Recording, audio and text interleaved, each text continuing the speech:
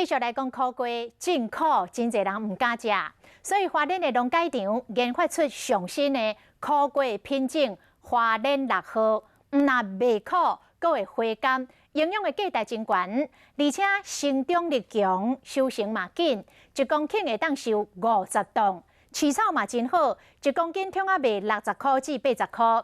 外关市有袂少的农友拢来问讲，这花莲6号的苦瓜要安怎种？对啊，才回家。你太粗鲁，它会整根断掉。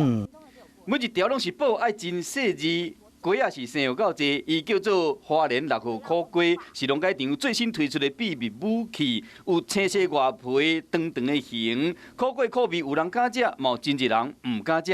所以讲花莲6号苦瓜，甲伊兄弟啊，花莲2号、甲5号比起来，伊外形大细条较拄好，有山苦瓜高营养的价值，又有碧玉苦瓜的甘甜。讲的维生素 C、叶酸还有这个膳食纤维比较高之外，共2亚麻油酸含量非常的高，所以吃这个对血糖的这个调节是非常有帮助。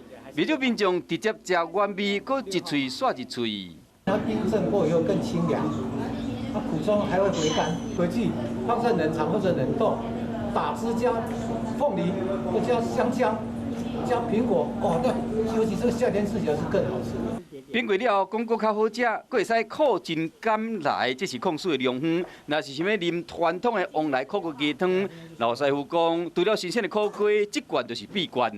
先放粥底，这个是苦瓜干嘛？苦瓜干。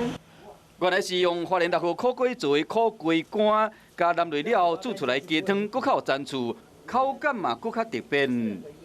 说苦瓜应该会蛮苦的，结果不会，这个是干的，干甜的。会回甘的花莲6号苦瓜，和大家印象真深。对农友来讲，袂说是捡到宝同款。500颗左右1公顷它就能够长得非常非常的好。去到台北批发价是50块，它的连续结果的特性很强。1公斤会使收50吨，若是讲产季较长的，甚至会使收到几百吨。即摆市价每公斤是60到80块之间。花莲、宜兰甲台东拢有袂少农友开始咧种，希望讲会使抢这个先机，先占市场。